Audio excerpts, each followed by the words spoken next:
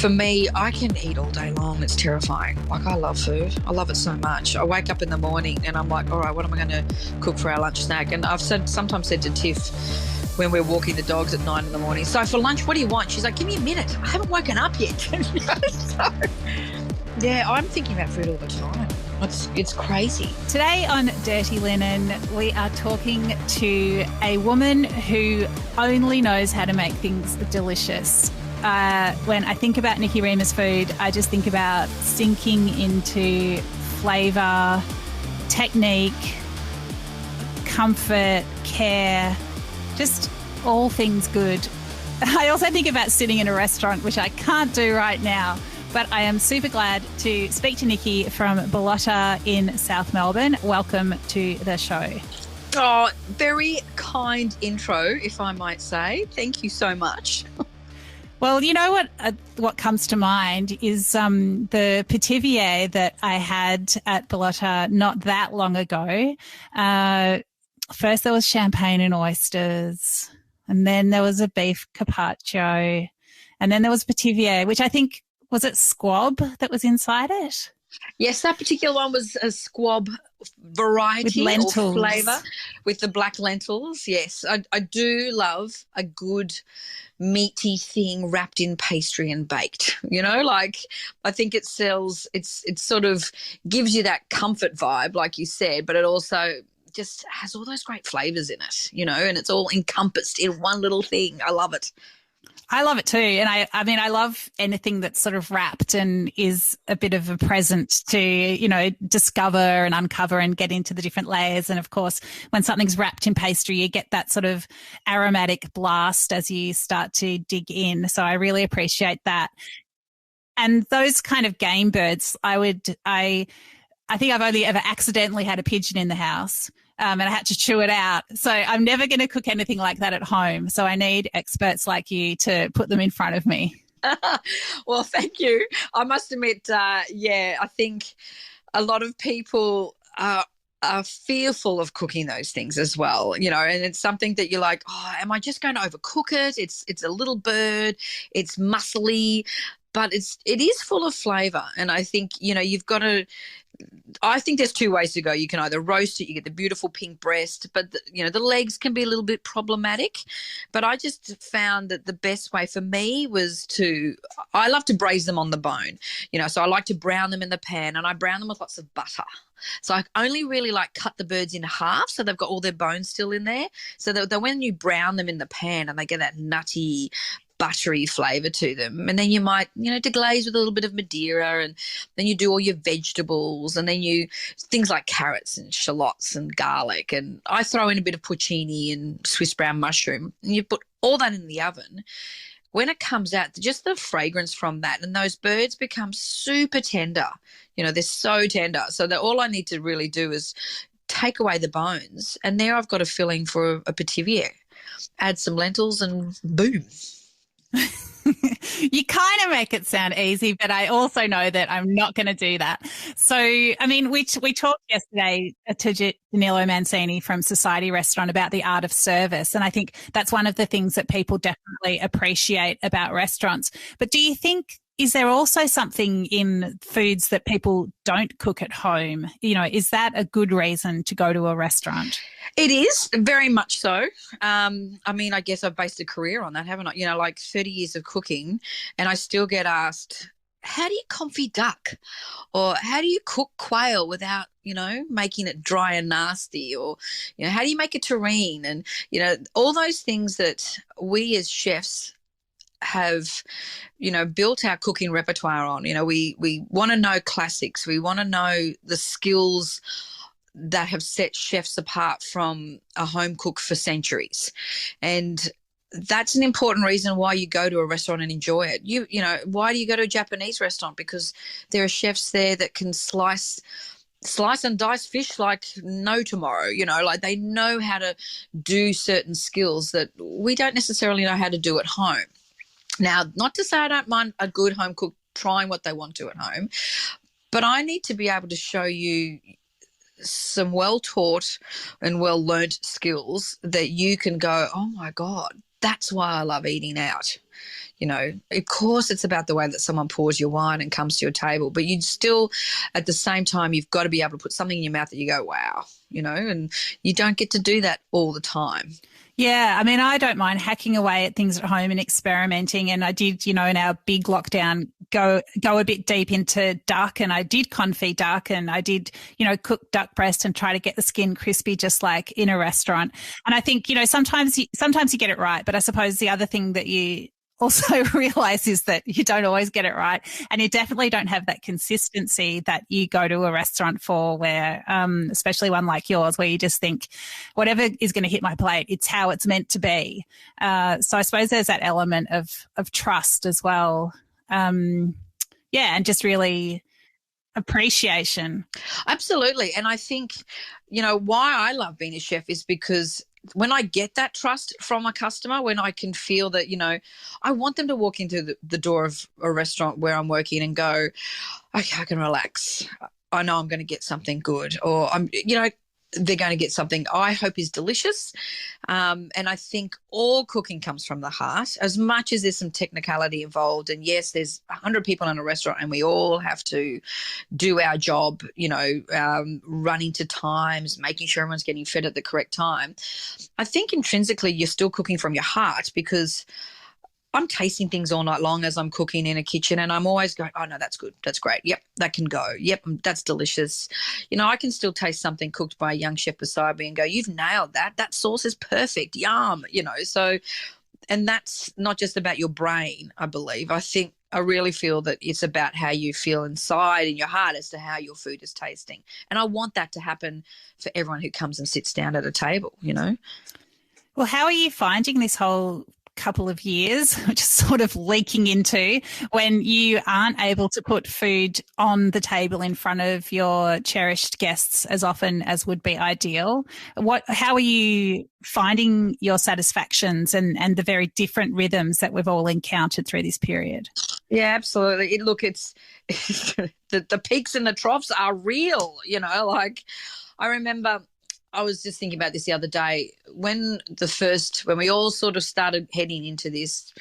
I don't think any chef, you know, or restaurateur knew where it was heading and how to do it. And, you know, that the pivot word was strong, and we're all sort of thinking about different things.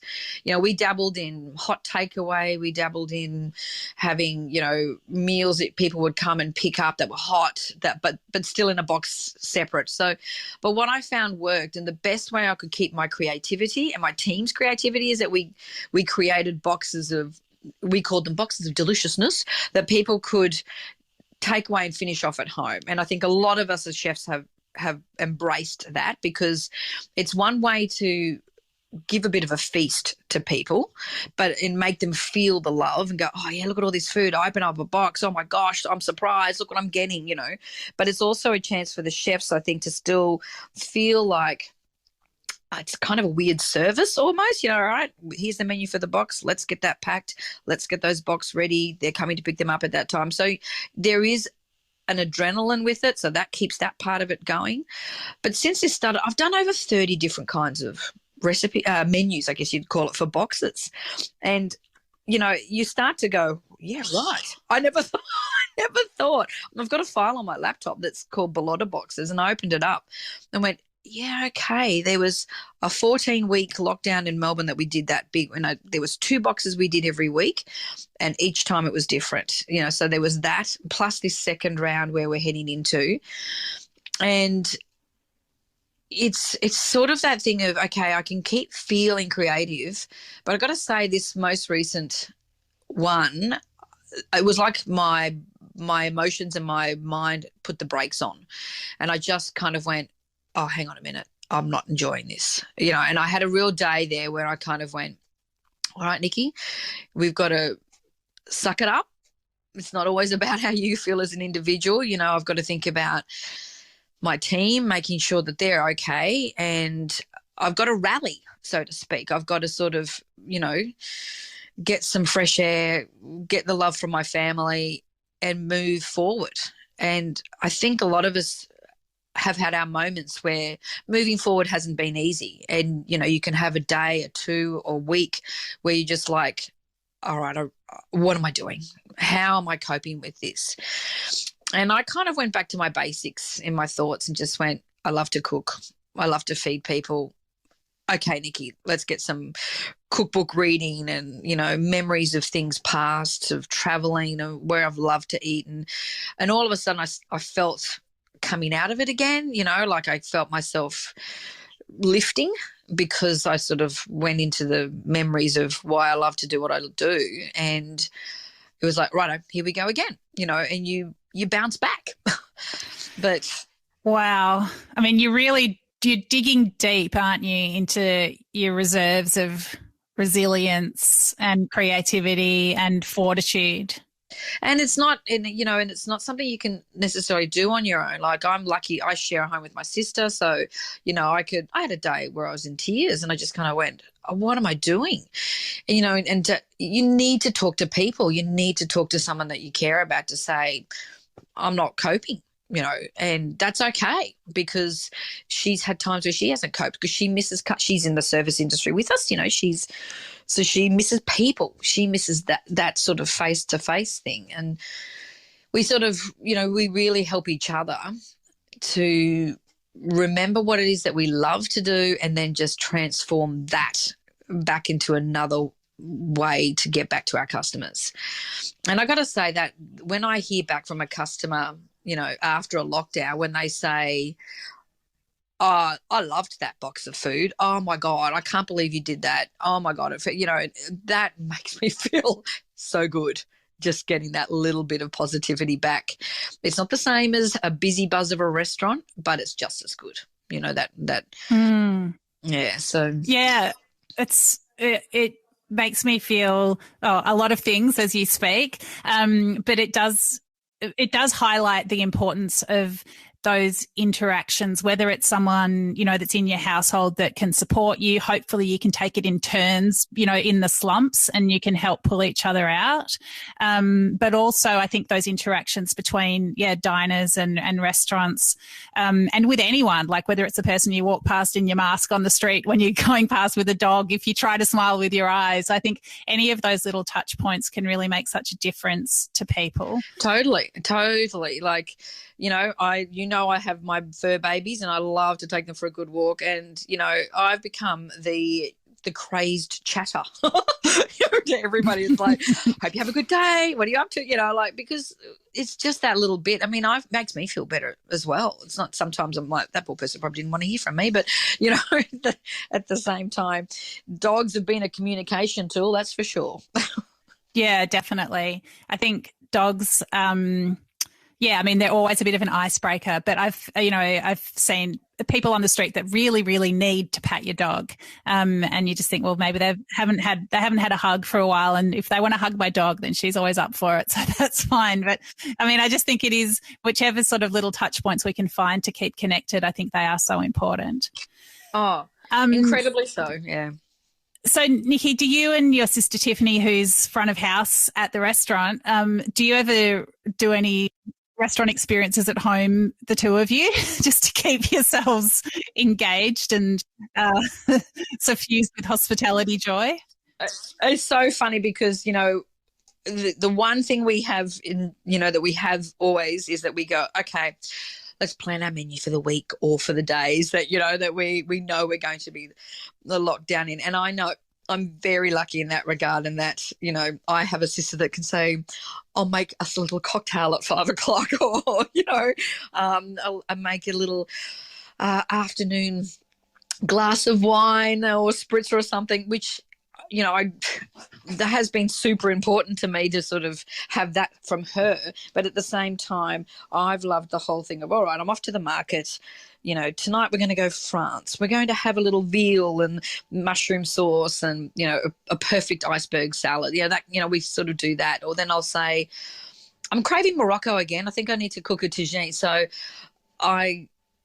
it's super important for us to sort of plan those out. Like, I've got the notebook and I've got all right, here's the different things that we're going to eat for the week.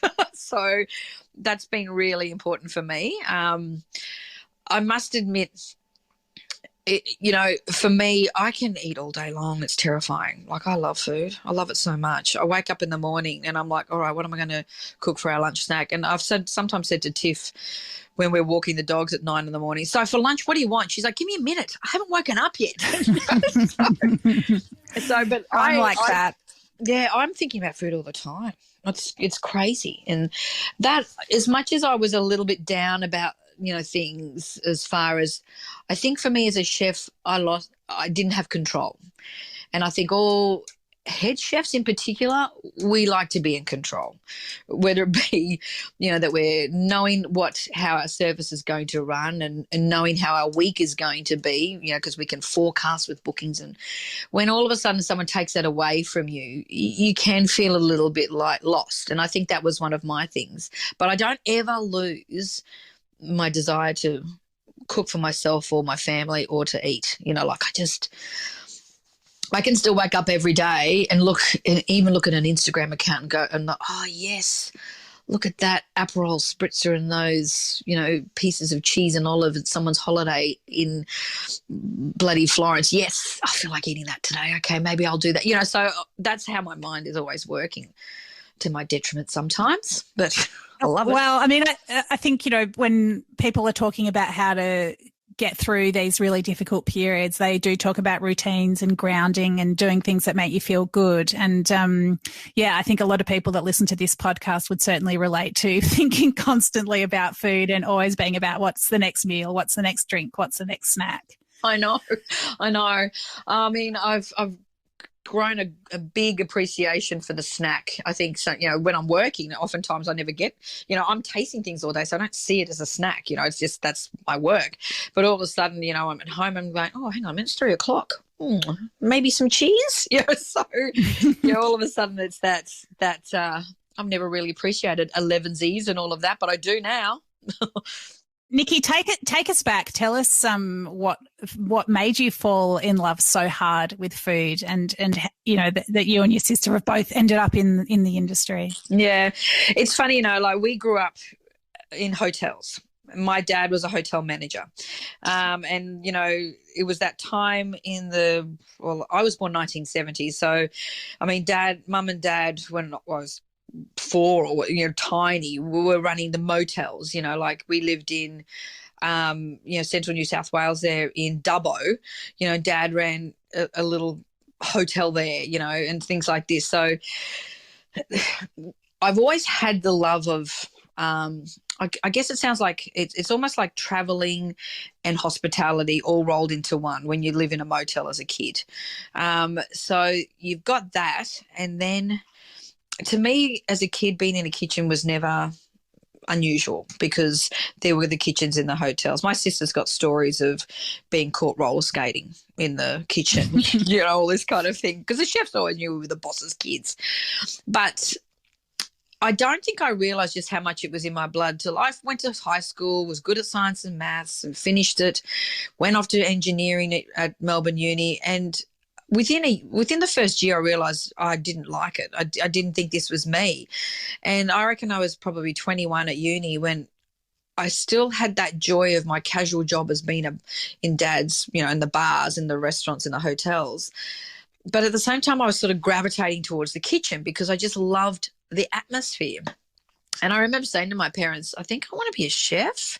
And my dad was just like, what? Whereas my mum was like, well, you do what makes you happy. Mum was always about what makes you happy. And I remember going down and doing a bit of I guess you call it like a work experience, but, and as a 20-year-old in one of the hotel kitchens, and went, no, sign me up. I want to do my apprenticeship. And I never looked back. And I think it was because it was always in me, but I just hadn't found it. And when I did, I just loved it. I can still remember working the larder section as a first year apprentice in the hotel and just loving it, just loving the setup, just getting my food ready. And, I was like a pig in mud straight away. And before I knew it, I was working at Stephanie's as my final year apprenticeship. and it kind of went from there. And I think because we travelled as kids as well, Dad is Austrian, I should say, by birth, but he's an Australian, through and through now. We went back to Austria. My parents took us overseas. They instilled in me and my sister a love of travelling quite young and of trying different foods, like we lived in Darwin at one point, and our favourite restaurant was the local Chinese restaurant, and there was never a fear of, that's unusual or that's different. It was just like, you got to try it. And then it became the family restaurant, so there we go to eat, I should say.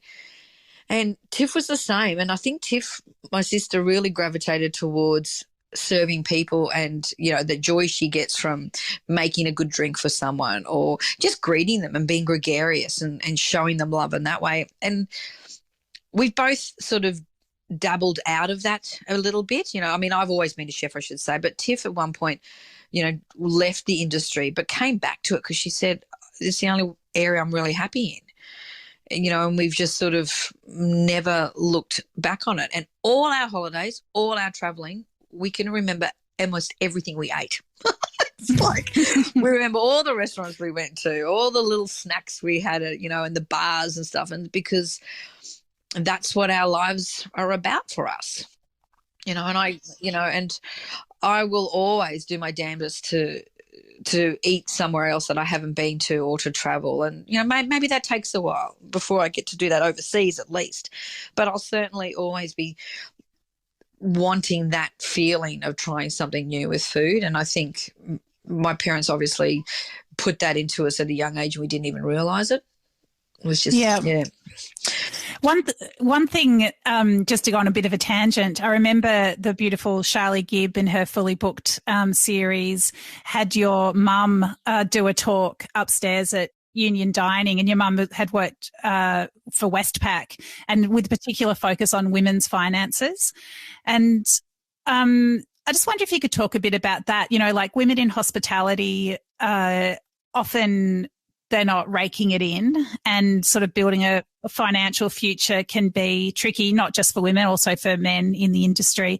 And especially now where so many businesses are really stretched. What kinds of things have you learnt along the way regarding, keeping on, the financial straight and narrow? Yeah, absolutely. And it is good that you mentioned that, because Mum has always been a champion of that, of, helping women realise just how important, your finances are. And one thing she always said to me is, your man is not a financial plan, which, I always used to giggle about. But I guess as I got older, I realised more and more so that it is so important to think about your future. And that might not necessarily mean, I've got to be making hundreds of thousands of dollars as a career. But I think it is super important for us to always realise that superannuation is a good thing. Now, whether that means you're working for yourself and you're putting away some money, or you're working for someone and you're checking that your superannuation is being paid. I am single and I'm, have no plans otherwise. I love my life, don't get me wrong. But I'm always thinking about, I'm going to have to look after myself, as I get older. So I've always made sure that whether it was when I was working for myself and I was keeping money aside, or I'm working for someone else, and am I working for someone who is also doing the right thing by me? I think a lot of women and men can often work for someone and not check that that's happening for themselves.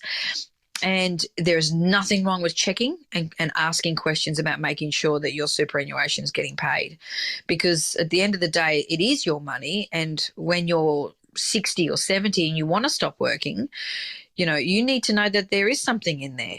And, we all have different lifestyles. Some of us will live the high life in retirement. Some of us won't, but we can all live a reasonable life if we've been doing the right things by ourselves and making sure that our employers are as well. So I've always made sure that I've said to young women that, and I'm try to do as much mentoring as I can. Sometimes it's just a phone call or an email, but I'm always saying to girls, young women in this industry, keep an eye on your finances. I'm not saying how you spend your money. I'm talking about how you're employment is working for you. You know, are you getting your superannuation? Because at the end of the day, you're going to need it. And when you get older. Why is it, do you think, that people still have such a hard time talking about money and standing up for themselves around it? I know. I think women in particular, you know, and my mum was the one who will say this now as well. We tend to have a lower look at ourselves when it comes to money, and I think that's a societal thing. You know, often it's almost being bred into us a little bit that it's embarrassing to ask about money. You know, you shouldn't do that, and we shouldn't be like that. We should stand up for ourselves because we're just as worthy as anybody else that we work with. You know, I've met young men in the kitchen who have more front than mire when they've been asking for, you know, more money or whatever. And I've always thought to myself, well, good on them for asking, but I've been very, at the same time, very straight up with them to sort of say, well, yes, your skills are good at that, and yes, you can get a pay increase, or no, you can't, you're not ready for that. Whereas I've had young women in the kitchen who I know, you know, are skilled and should be getting more money. And, you know, I'll sort of say to them, all right, I've gone to them as another woman and said, okay, you're ready for this. I want more women to not be afraid to say, I'm ready for this next step. I know I can do it. I deserve this. And I think more and more now as a society, there are more things out there that people, women, men are seeing that, you know, it is right for us all to ask for what we deserve and all for try for new things. So, you know, it is a bit of a battle still. I'm not going to say that this is, you know, easy or that we're already at that point. I think young girls will still always have to remember that what they do wherever they work is worthy of whoever they're working beside. So, you know, I just keep saying, ask the questions. You're allowed to ask. You know, don't be afraid to ask. Yeah, I think it's really brilliant that you're sort of mentoring people through that cultural shift because it is so important. Yeah. And I've, you know, I mean, I've got two goddaughters, you know, one's 6 and one's 4, and, you know, they're going to, I think about their future, and the biggest thing I think about is that I want to make sure I'm always there for them to, if they want to ask the question, that I can help them, because I can't see it changing for them by the time they're 30 or 40. I really can't. I think the world's got a long way to go, but we're getting there slowly, so freaking slowly. It's not funny, but at the same time, if I can get one young girl to make sure she's doing the right thing by herself, I know that that's a good thing. And I reckon I probably helped more than one as I'm going along, but I'll always sort of say, you know, women are incredibly resilient in their work. They just have to remember to not be afraid to push themselves. Yep, very wise words and always timely. So, Nicky, here we are in Melbourne in lockdown number 6. Sydney's also mired deep in it. There's various parts of regional New South Wales and Queensland that are also in lockdown. It's just such an uncertain period. How do you see things rolling out for hospitality, for restaurants around Australia? You know, where do you think things are going to land? Yeah, it's interesting. You know, a lot of talk about this at the moment at home, you know, with family and friends. And, you know, we wonder whether we will get to a point where, you know, we do see more vaccinations and we are more, do we end up being like the States or Europe where there will be some sort of, I don't know, vaccination pass where, you know, yes, you can go into a restaurant because you're vaccinated. You don't have to worry about things. Will we end up like that? I would think we probably will. I saw that Danny Myers in New York is saying that he's getting all of his staff. You can only work for him if you're fully vaccinated, you know, and these are big operators. These are huge employers of thousands of hospitality staff. And will it work? Will it make it easier? You know, probably will. I just want to see more people vaccinated in Australia and we can keep moving forward. I do feel that society is getting more accepting of us doing our food boxes and our different things. So, you know, people will embrace that, but they're not going to embrace that forever because at the end of the day, I still think we're social beings and we all want to see each other and we all want to be out. So I just hope our governments and our powers that be help society get to that point again because Lord knows I love doing FaceTime. I love chatting to people on the phone, but it's not the same as locking eyes with someone across the table, you know. It's definitely not the same. It's definitely the chinking of glasses is definitely something that is the best sound in the world. It is. And that happy buzz. Yeah. Well, I totally agree with you about vaccination. I think, you know, hospitality workers they're on the front line and they need to be vaccinated. They need to be protected. And I think, you know, as an employer, I'm not surprised that big restaurateurs are taking those measures, because it's a duty of care, really, to a large degree. I think in the US, there's been, you know, unfortunately, there's been a lot of deaths in hospitality where the virus has been running rampant and people haven't been protected. And yeah, it's scary. It is really scary. I know. And it would be nice to see, you know, even if the governments, I mean, we're a small country in comparison to these other countries around the world. And, you know, it would be nice to see our government sort of say, all right, for the employers that do want to vaccinate their staff, here's what you need. We'll provide it. We'll make it happen. You tell us how many staff, we'll do it. You know, so that could be a great next step for us to sort of ensure that, you know, restaurants can safely say to patrons, this space is a safe space as much as we can make it. I don't think it should be that hard. I mean, you know, kids go to school and get vaccinated. My daughters were vaccinated for HPV with whatever the age is, I think in year 9 or 10 at school. It's just like, we have the mechanisms. It's just a matter of rolling them out smartly and accessibly, and I guess normalising it, which certainly has been with so many other vaccinations in our community. So with the boxes, and I mean, do you think that you'll keep that alternative income stream going even when things settle down? We do talk about that too, and I think ultimately we would prefer to have people in the restaurant and in the bar and dining in that method. We are a small team in the kitchen. There's only 4 of us, you know. So ultimately, when we do reopen, we like to be running a normal service. I guess the income we get from the boxes is great. It keeps things moving. It doesn't necessarily, it's certainly not a huge profit margin exercise. It's more of a, you know, I'm very lucky in that regard that I work with owners that sort of say, you know, we do this because we want to support our hospitality staff and the people that come and dine with us normally. So, you know, it is a way to keep people employed more than anything, and keep people viable, you know, with their own mindset as well as a job. So ultimately we want to be serving people with plates and glasses, you know, and things like that. We want to be eating things off plates out of glasses. Yeah. And someone else does your washing up for you, you know. So, you know, we want that ultimately. We will always have this as something that we do as our, you know, the nasty word, pivot point. You know, every time we go, okay, let's do that. So it keeps us moving. And I think as long as you know, I've said before, we need to keep moving, and that's the main thing. Yeah.